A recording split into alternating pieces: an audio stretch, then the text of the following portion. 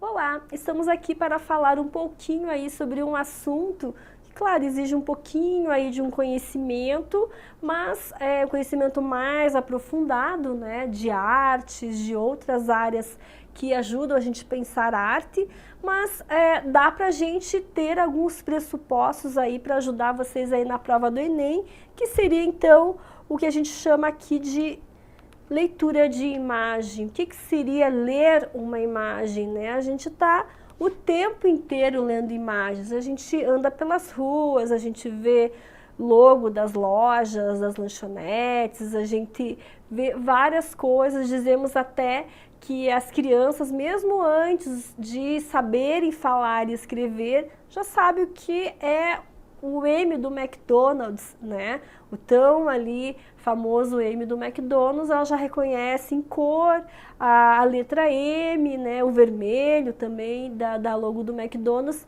Então o tempo inteiro nós estamos bombardeados por imagens, né? Somos seres também bastante visuais, os outdoors, os cartazes, agora na internet a gente fica muito presa a essa visualidade, que tudo é muito rápido, a informação é muito rápida, as imagens passam de maneira muito rápida para nós e a gente está o tempo inteiro aí envolto disso, faz parte do nosso cotidiano.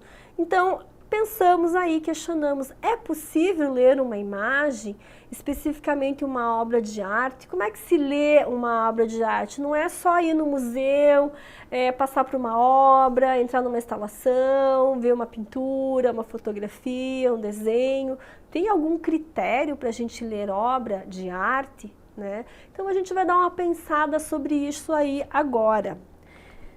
Então aqui a gente vai dizer, né, pensando aqui, eu estou usando alguns autores, Lúcia Santaella, uma estudiosa aí da área da semiótica.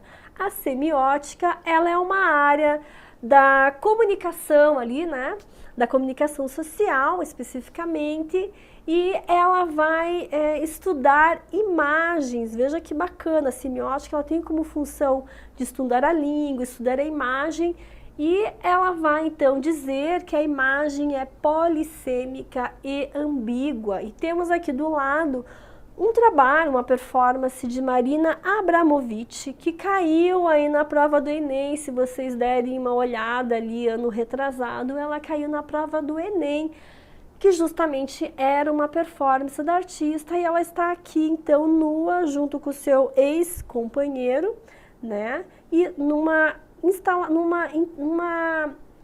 performance, né? Parecia assim uma instalação, uma performance, ela está num espaço expositivo. E a Lúcia Santaella, então a gente relaciona a obra da Marina Abramovic com a Lúcia Santaella, vai dizer que a imagem é polissêmica e ambígua. O que seria polissêmica e ambígua?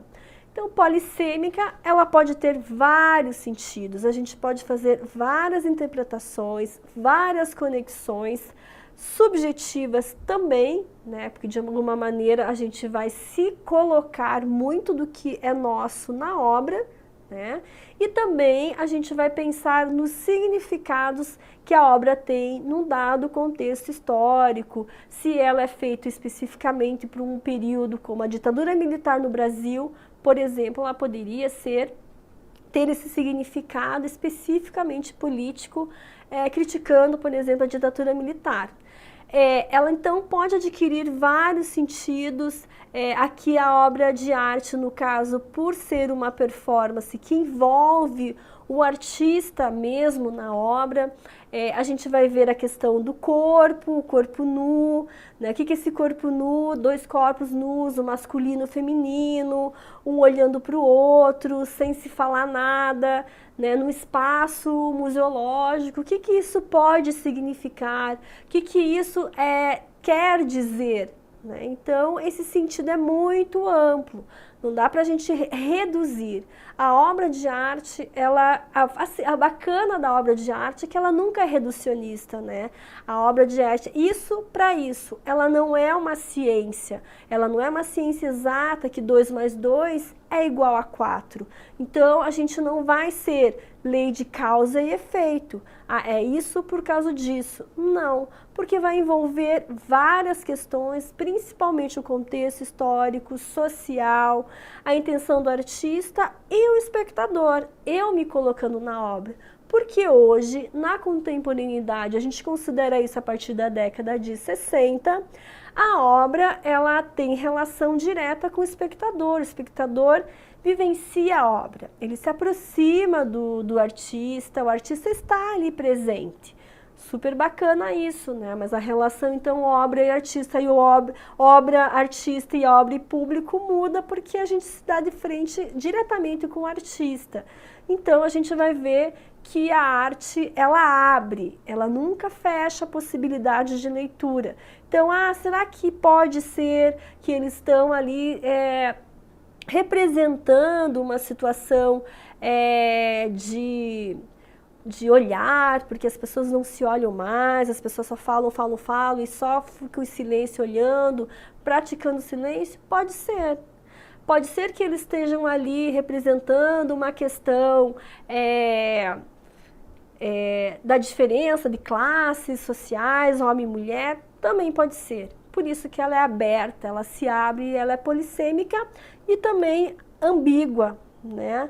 Ambígua é quando ela tem mais de um sentido, então ela pode ser isso e ela também pode ser aquilo. Então veja como a obra de arte, quando a gente for pensar em leitura de imagem, especificamente em obras de arte, nas artes visuais, a gente vai pensar que as possibilidades de leitura, elas se abrem, elas nunca se fecham. Então não busquem assim entenderem completamente a obra ou ela ter exatamente um significado, porque ela sempre abre possibilidade de leitura, porque são vários espectadores que vão contemplá-la ali. Existem aqui então 3 tipos, né, de imagens. Pensando nessa leitura de imagens, a gente pode pensar que tipo de imagens são essas. Então pode ser imagens mentais, ou seja, que parte de uma ideia pressuposta do autor, no caso do artista. Temos uma obra aqui do Magritte e que é do período do surrealismo, né? Então, se a gente olhar aqui, esse homem de chapéu, de costas para o espectador, né? Olhando para o mar, e tem ali um recorte aqui, né? Dele no lado direito, que é essa cortina vazada. Essa é uma imagem que trabalha muito com a nossa, brinca muito com a nossa percepção do cheio, que é a parte do homem, com o vazio, que tem só a silhueta dele, né? Tem algo assim de uma brincadeira, ele brinca muito com a imagem, ou seja, é uma imagem que o artista, ele não pediu para um amigo de terno preto, de chapéu, e foi lá na praia e olhou e representou isso conforme ele olhou. Essa imagem, ela surge da ideia do artista, da cabeça do artista, principalmente porque os artistas do surrealismo, que é um período específico, lá mais ou menos em 1924, lá na Europa, os artistas, eles usavam muito como matéria-prima para o seu processo de criação, sonhos, alguns insights.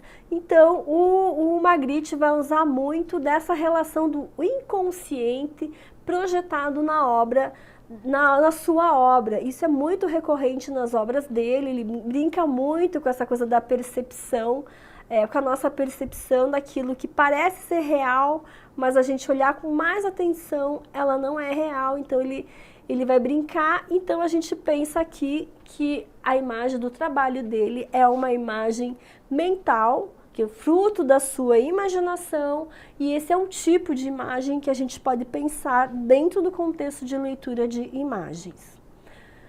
Temos aqui então que as imagens perceptivas e advindas da realidade, ou seja, uma imagem já existente. Temos aqui a obra de Andy Warhol, que é um grande representante da arte norte-americana pop dos anos 60. Andy Warhol, ele era publicitário e trabalhava com serigrafia, porque a publicidade na época usava a serigrafia Temos aqui um ícone do cinema norte-americano, a Marilyn Monroe. Essa obra, então, o artista, ele não concebeu a obra, ele não pediu para Marilyn posar para ele pintar e retratar, porque na década de 60 não tinha mais sentido, pelo menos naquele período, para aqueles artistas ficar no seu ateliê retratando. Por quê? A fotografia já vinha lá desde o início do século XIX fazendo isso, né? Reproduzindo uma imagem, um retrato a um clique. E aqui, na serigrafia que ele usava como meio de trabalho, ele usou como meio artístico de expressão, e ele vai então reproduzir uma imagem, mas não uma imagem que ele tirou da Marilyn, uma imagem colocada em revista, em jornal, nos meios de comunicação que circulavam na época. Então ele pega uma imagem banalizada da Marilyn, né, banalizada no sentido de que era uma imagem super veiculada, né, então as pessoas tinham muito acesso, as pessoas conheciam, era um ícone mesmo, de tanto que ela era disseminada ali, né? Criou-se uma aura até em cima dessa figura emblemática do cinema, por sensualidade, por beleza, por ousadia da época. E ele então vai reproduzir várias Marilyns, e veja que interessante que depois dessa reprodução da imagem, ele vai brincar com as cores, ele coloca cabelo de amarelo, ele enfatiza ali uma sombra azul nos olhos e o rosto pink, né? Então não é ali uma imagem que vem de uma realidade, né? Que existe, é uma foto da Marilyn de uma revista, mas ele brinca com isso. Então a imagem também pode ser uma imagem que vem do nosso cotidiano, da mídia, e o artista se apropria dela. Temos também aqui outro tipo de imagem, né? Que é imagens como representações visuais, criadas intencionalmente por seres humanos em contextos socio-históricos, culturais. Temos aqui Vicky Muniz, um artista contemporâneo brasileiro. Se vocês tiverem oportunidade, assistam um documentário que ele produziu, que se chama Um Lixo Extraordinário, que inclusive até foi indicada para o Oscar de melhor curta-metragem estrangeiro, né? Então, e ele tem um cunho bastante social, é bem interessante. E ele vai fazer, então, uma releitura de uma obra de um importante artista do barroco, que é Caravaggio. E ele vai fazer esta obra que estamos vendo aqui, né, com lixo reciclável. Então ele vai trabalhar com as pessoas e com os materiais existentes num grande lixão existente no Rio de Janeiro. Então ele vai aqui, ele vai se apropriar de uma representação visual já existente, no caso, a história da arte, o barroco, Caravaggio. E ele vai contextualizar, ele vai trazer essa obra para nós de maneira atualizada. Em vez de ele pintar tradicionalmente com tinta a óleo, como fazia Caravaggio, porque era o meio que ele tinha na época, ele vai fazer um trabalho de cunho social, mobilizando as pessoas que trabalhavam nesse lixão, e ele vai juntar materiais possíveis de refazer esta obra, mas enorme assim, né? Uma obra quase de caráter público, de tão grande, e ele vai fazendo essa direção e as pessoas vão aí montando e organizando essa obra. Veja que incrível o resultado da obra. Então ela vai aí mostrar o nosso contexto histórico e vai também resgatar essa questão social das pessoas do qual vivem lá no lixão, que trabalham no lixão. Algumas pessoas até viviam lá mesmo. Então temos aí obras que são tipos de imagens mentais, imagens que vêm de uma realidade, né, uma dada realidade, ela existiu, ela existe, e imagens que a gente vai pensar como representações visuais de um dado contexto social. Veja, já temos aí um repertório, a gente pode falar, mas essa imagem que estou vendo hoje, ela é uma imagem que já foi feita e o artista se apropriou, no caso do Andy Warhol, Ou uma imagem que, nossa, nunca vi uma imagem dessa maluca, diferente. Ah, então provavelmente é uma imagem mental, o artista criou essa imagem. Ou não, ah, essa obra, puxa, essa obra do artista foi feita agora, foi feito nesse período, me lembra muito a obra do Da Vinci lá do Renascimento. Acho que ele fez uma releitura da Mona Lisa, por exemplo. Então, a gente pode pensar a imagem nessas três vertentes. Veja que interessante que vocês têm um material aí. Agora a gente vai partir nos tipos de questões que envolvem a leitura de imagem. Esse estudo, claro, a gente pensa um estudo que leva anos, que é algo aprofundado, que tem estudiosos que passam a vida estudando sobre isso, que são as questões mais da visualidade, as questões formais, como linha, ponto, cor, direção, como eu coloquei ali. Então, na leitura de imagem, além da gente ter falado dos três tipos de imagens, a gente tem que pensar também do que é que a gente está vendo ali, do que é composta a imagem. Então, ela pode ter ali elementos visuais primários, como já havia falado para vocês, e temos ali vários exemplos, né? A linha reta, a linha mais curva, ponto, a cor, muito fundamental para algumas obras, né? Sabemos até que tem artistas que usam cores mais quentes, cores mais frias, fazem uso de cores complementares também. Então a cor, ela tem um peso na obra. A gente viu ali a obra do Andy Warhol, extremamente colorida. Ele vai fazer um apelo ali, uso de cores primárias. Normalmente, quando o artista usa cores primárias na obra, ele causa um impacto maior, a cor é mais agressiva, ela é pura, né? E ela não é sutil, como a obra do Andy Warhol, que ela é, assim, extravagante nesse sentido. E as linhas em várias direções, né? A gente pode pensar numa composição feita verticalmente. Então, o interessante é que a gente fala assim, mas o que tem a ver direção com uma pintura? Tem tudo a ver, né? E a gente, assim, quando a gente estuda um pouquinho mais, a gente começa a perceber que tem muito a ver, a gente consegue estabelecer essas conexões.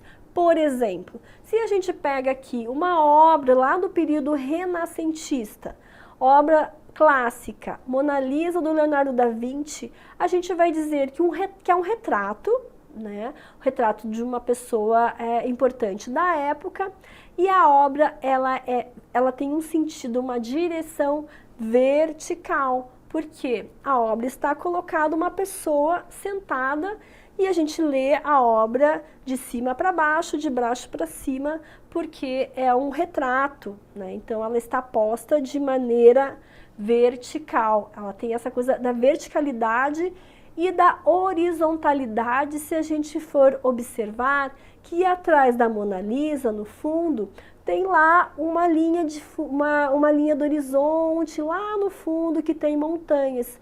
Então, basicamente, uma obra renascentista, ela se dava por essas duas direções. Vertical, que era o retrato da Mona Lisa, e no fundo, horizontal, que a gente vai ter ali, lá no fundinho, aquela paisagenzinha com aquelas montanhas. Então veja que a direção é muito importante aí para direcionar a construção da obra do artista. Agora, se a gente pega uma obra de Caravaggio, do Barroco, que acabamos de falar ali da releitura de Vicky Muniz, normalmente as obras barrocas que surgem num período posterior ao Renascimento, então ela é uma crítica aos pressupostos renascentistas, elas têm como uma característica uma construção de obra, em vez de vertical e horizontal, como no Renascimento, eles faziam uma obra em diagonal. Então a obra era assim ou a obra era assim. Mas vocês percebem como é que é feita uma obra em diagonal? Então, como é que ele fazia, por exemplo? Às vezes tem uma obra muito significativa dele, que a obra ela é cortada em diagonal assim, né? Se a gente for pensar, vocês olhando aí no vídeo, que tem a cruz uma cruz que corta toda a composição de cima a baixo e Cristo carregando essa obra.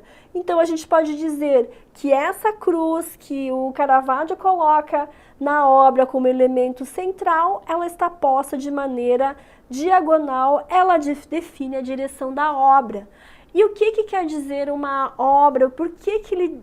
Qual que é a intenção? Porque nada é colocado por acaso. O artista pode até intuitivamente colocar, mas não é por acaso. Então, o Renascimento, o Da Vinci, coloca a obra da Mona Lisa vertical e horizontal, porque é uma obra que vai falar de uma racionalidade, né? E ela vai falar de uma situação mais objetiva, clara. E a obra barroca do Caravaggio, no caso que é uma obra em diagonal, ela é uma obra que tem uma composição um pouquinho mais complicada, ela não é simples, direta e objetiva como a renascentista, e ela vai também, quando a gente coloca qualquer elemento numa pintura que seja em diagonal, ela dá uma sensação de movimento para a obra, uma sensação visual. Parece que os elementos são mais dinâmicos e o nosso olhar para a obra, ele vai olhar para vários lados. Quando a gente olha para a Mona Lisa, a gente só olha uma figura, o rosto, os olhos da Mona Lisa são muito enigmáticos, normalmente a gente para e olha mais nos olhos. O nosso olhar fica parado na modelo. Quando a gente vê uma obra em diagonal de Caravaggio, nossos olhos olham para a cruz, olham para o Cristo, olham para o que está em torno. Então é uma obra visualmente dinâmica. Então a construção barroca ela é muito mais complexa que a construção renascentista. Então vejam, pessoal, como direção é tudo numa obra de arte, e é isso que intuitivamente ou no decorrer foi mais consciente, os artistas foram aí se apropriando desses elementos e que quer sempre dizer alguma coisa. Colocar uma obra numa posição horizontal vertical diz uma coisa, colocar uma obra e construir uma obra na posição ela é diagonal, ela quer dizer uma outra coisa, cada um tem a sua função e a sua intenção.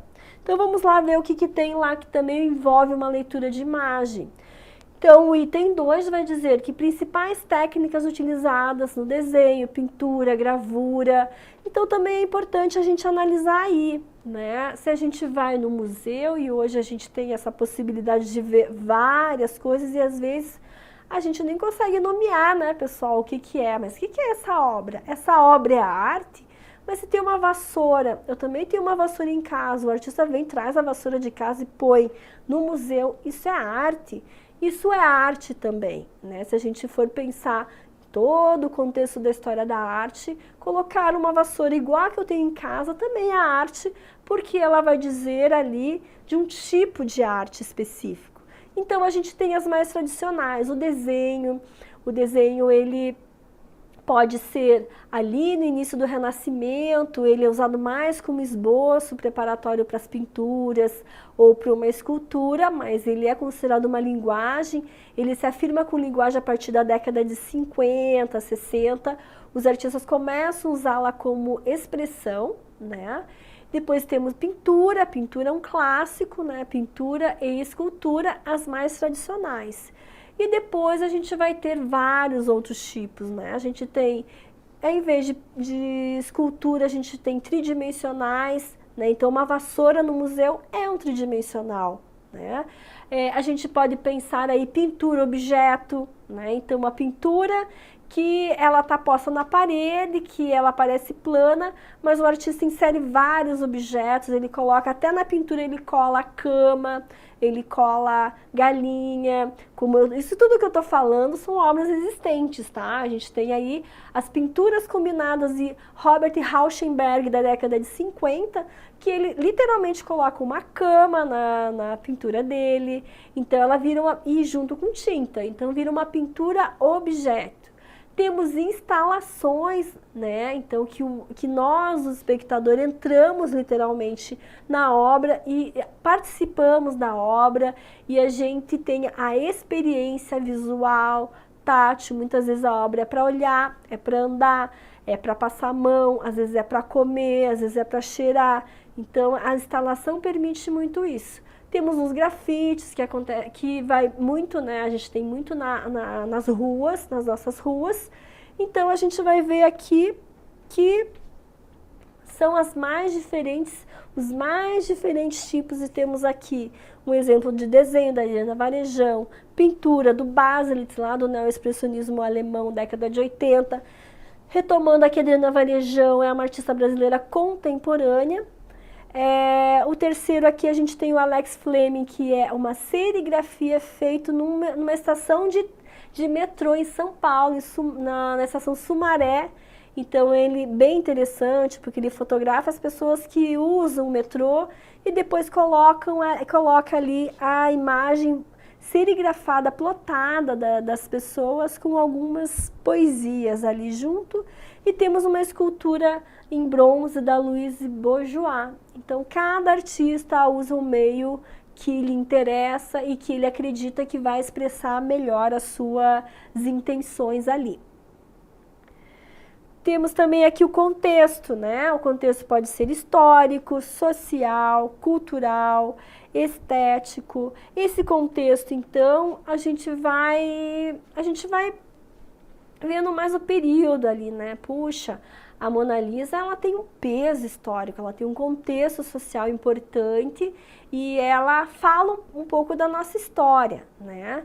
Daí a gente tem ali social, o grafite, ele vai falar de questões de crítica social, dessa arte mais da rua, ela é escondida, os artistas vão de madrugada e pintam, escondido no muro, né? Mais a contravenção.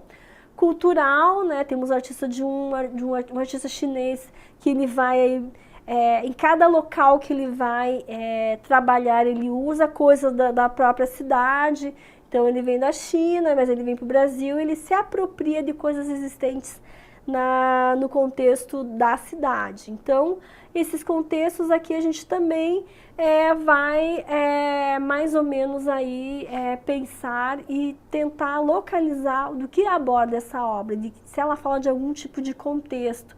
Ah, aquele artista está criticando, aquele artista está falando de uma problemática social ou problemática cultural. Isso é bacana também da gente mais ou menos ficar atento aí, uma dica.